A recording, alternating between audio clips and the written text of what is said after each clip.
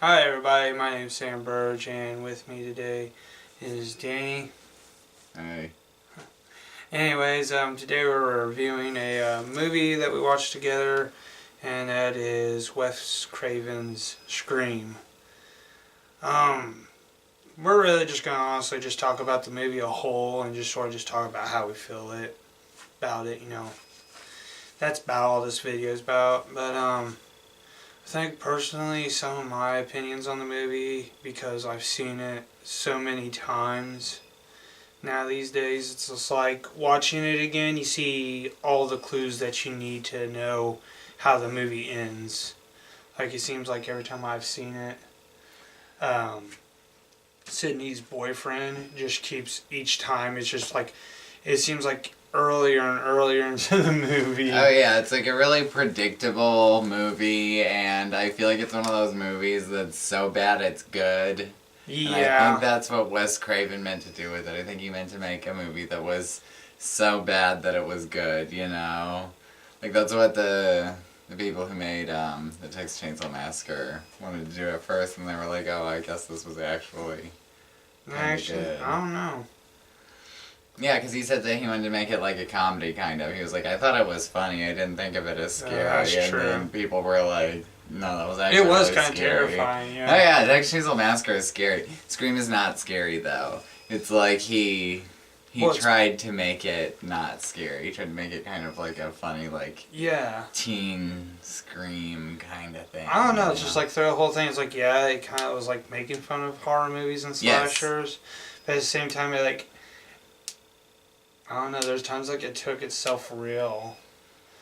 The acting, acting was really mediocre. Well, yeah, it really was. It was very... Like the scene with Sydney and her dad, like me saying, oh, my airport trip or whatever the hell. Yeah, it was... Like, it was so mediocre. It was all like overacted or underacted. There was no in between. There was no... It's like, yes, you had some people who were trying for the part, and then you had some that were just like, I'm only getting paid to do this take, and I'm making this much. Yeah, they kind of like really... Sydney's dad was like, it seemed like he was one of those actors was like, I'm just here for a scene. Yeah, okay? he was. Yeah. You take care, honey. He was Love you. And it's just like, he comes back in the movie but never says a damn word. Yeah. He doesn't. No, he really, he's a big character. Yeah, no, everything was like... Like, it was good, but like, it was just cheesy good. It wasn't really like... I wouldn't put it I would say this good. much, like... I wouldn't call it good acting. There's a game... There's actually a game you can play with Scream that a lot of horror fans actually know, and it's count how many Easter eggs you... Oh yeah, because he has like Freddy Krueger mopping the hallway and stuff. Yep. Yeah, he does. Yeah. But he has like Freddy Krueger mopping the hallway.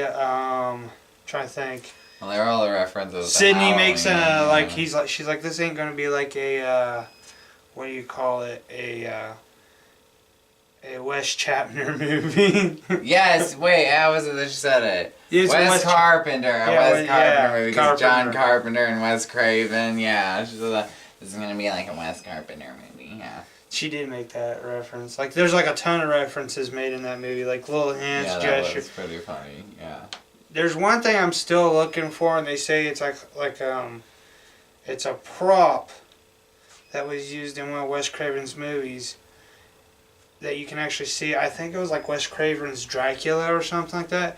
And somebody proclaims that if you look in the principal's area, the red ruby thing that he wears in the movie. It's in the...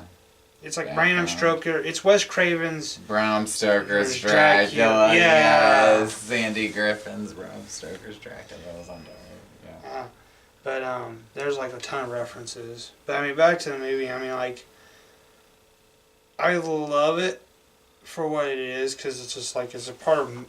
I don't know. It's just like movie history. It's just cheesy. It's like when the 90s... It's like when we were... I know, but I mean, it's just like we were at this point where... how to put it? We went from an era in horror movies where like the black and white monsters were terrifying. Then we went into an era where guys in masks were terrifying. Yeah. And then it's like this movie was coming to the pretense end where it's like, okay, these slasher movies are ending. We're done with them. So like as a joke, they like make he like made fun of the whole premise of it. Because Yeah. I mean, like from the 70s to almost like then to the end of the 90s, almost it seemed like slasher films were having a mark. Oh yeah, they were leaving a mark for 20 years almost, like almost like almost 3 decades almost, like the slasher genre. When would you say the last great one was? The last great slasher. The last great slasher movie. Maybe The Strangers. I don't know. No, because that's a 2000. Yeah, but that was a good 1990s slashers. There wasn't really any good ones I can remember because growing up, I wasn't really allowed to watch a lot of like slasher movies. Like really honestly, the first slasher movie I got to see growing up, like when my parents said, "Okay, you can pick this movie out. We'll rent it for you," and that was like my first Jason movie, which was Jason Takes Manhattan. Oh, okay. So like really honestly, like I'm a little like with Scream and stuff like those, like the '90s eras and slasher and stuff. I'm a little like rusty on them because I never got to see them when they came out because of my age. Right. Because I would have been about like I would have been like 7 in 1996 when the first Scream came out. Yeah. The first horror movie I saw was Tobe Hooper's Texas Chainsaw Massacre in 1974. So I was 9. But back to the movie. Yeah. Sorry. I mean, I don't know. Scream's like good. It's decent, but like I said, it's one of those movies. It's like when you watch it a few. It's not meant to be. No, I mean it's like good for what it is. I mean, I think the storyline was pretty serious. I mean, towards the end, like throughout the whole entire movie, it's like it's funny and quirky, but I mean, still at the fact you still got the gore. Yeah. The gore is pretty top notch, like stuff you wouldn't get to really see in that era time. It's okay. I thought the gore was pretty good. I felt like a lot of it was a lot like, the rest of the movie was just like overdone. Like everything was overdone in that movie. Well, yeah, like I said, the makeup was overdone, the people were overdone, the acting was overdone. I thought the makeup was pretty decent. Even though like I felt like all when they did the scene where they slit the guy's throat. Yes. That was pretty impressive. I liked the one effect I liked the most, that was kind of like, that freaked me out the most was, trying to think of what the name, the garage kill. That one was pretty intense. Was overdone, yep. But I liked that because I showed some gore. Yeah.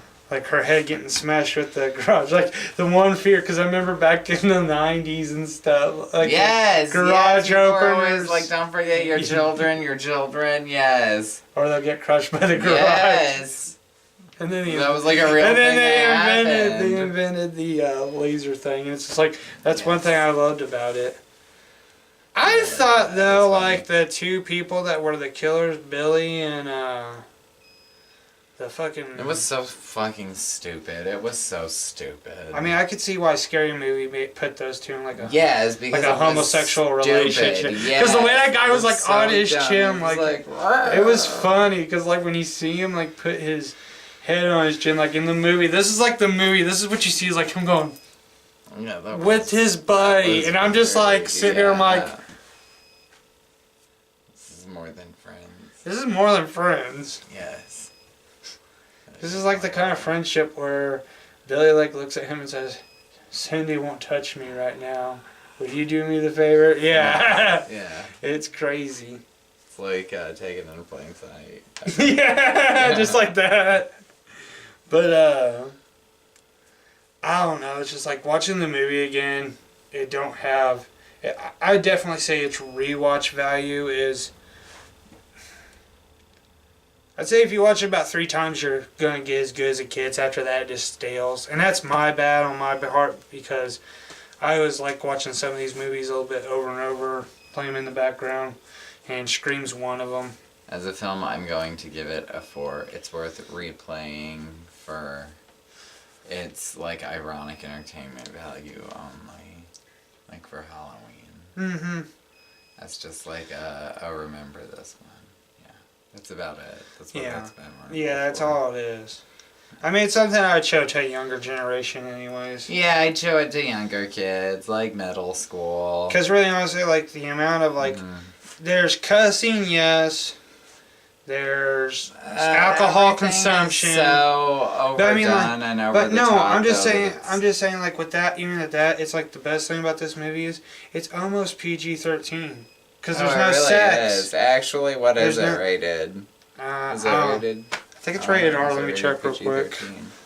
Because I could see it being rated PG-13. No, it's rated R Oh, for strong graphic horror, violence, gore, but there's no sexual content. So it's like if you have no problem showing it is a kid example this of, movie, like if a kid's all like, I want to watch a horror movie or something, and you want to get as close to Michael Myers or Jason, but without the sex and the nude and the titties, I definitely say throw them in a copy of Scream. It is so. It's one of those movies like I would have no problem like if there was like an 11 or a 12-year-old sitting in the room. Yeah, I remember. I'd throw it on there and be like, yeah, they're drinking beer, they're smoking cigarettes, that's what they're doing. But like, you know, I'm just going to let Danny have this because he knows he's been wanting to say this. When you watch this movie, you get the worst deja vu of like people in their mid-20s playing as teenagers, and Danny really bad. Yeah. Danny could talk about this. I said that I thought that they looked like Here's they were in their 30s. I'm gonna step That's off. what I He's said. gonna talk. I said I thought they looked like they were in their 30s. Because they did, but... Keep talking. No, you look at the camera. No, I mean they did. They looked like they were in their 30s. They all did. You know, I was shocked that, what's her name? What's the girl's name? Sydney. I was shocked that Sydney and Monica, whatever. But Monica was like 33 in that movie. She's 34, and Sydney's 23. The actress who played Sydney was 23 at the time of that movie, which I thought that her and Monica were the same age. So I'm just saying right now, Monica was looking really good for her age. Like Courtney Cox was looking good for her age. But Sydney was looking pretty bad for her age. She was a rough 23. It was kind of he had a She point. was a rough 23. Like, she I really never was, and that really... made her a very rough 17. I never really tried to, like, pay attention to that fact, and then, like, you said it. No. But, you know, there's kind of a part of me... you don't see that. But there's also a part of me kind There's also a part of me kind of thinking, because in 1930 movies... They used to do that all the time, too. They'd have older actors play. Because, like, if you remember, like, the Gilly Monster and all that stuff, like, those were creatures, like, where people were supposed to be, like, young. And they weren't. No. I don't know. I'm just saying, like, after you broke that disillusion, that's, like, when the movie started, like, not going so well for me. I was just Yeah, that's why I never really got into it. Because I always saw the previews and I was like... But, you know what? I think next time we do a review, we'll watch the second one. Yes. And this time they're in college, and I feel like it's going to be better. No, it's going to be just as bad, but I'm excited. Well, I think it'll be a little bit better because she's in college. So it's like she'll have that age where it feels right. This one kind of was just like she's in high school. It'll never be right. I know what they did. They know what they did. I'm excited to watch it and review it, though. I'm just saying, it's just crazy. Like, I mean, it's just crazy watching it again because it's like, it's one of those movies that's like, it loses value to me. Oh, yeah. Absolutely. I love it. No, like, I love what it brought to the slasher. It's priceless in every sense of that word. It's like when you watch a Christmas special. It's valueless, it's worthless, it's all of these things. Yeah. But it's not bad. I mean, there's worse movies. Oh, yeah. There's, like, way worse. Oh, yeah. So, this is Sam and Danny signing off. Please don't forget to like, comment, subscribe. Check out one of my videos. They should be popping up here soon. And have a nice day.